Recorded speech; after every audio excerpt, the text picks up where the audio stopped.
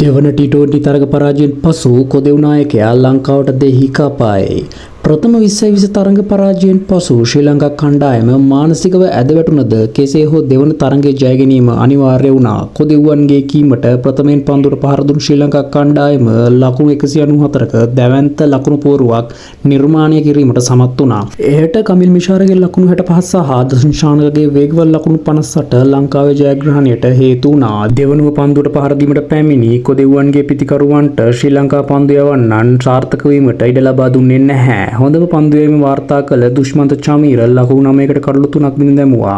අනිත් අන්තයෙන් වනිදු හසරංග දැඩි ප්‍රහාරය හමුවේ ලකුණු 38කට කඩලු 3ක් බිඳ දැමුවා. එකවරම කඩා වැටුණු කොදෙව්විනම පන්දු වාර 18ක් අවසානයේ සියල්ලන් දැවී ලබා ගැනීමට හැකි වූයේ ලකුණු 157ක් පමණි.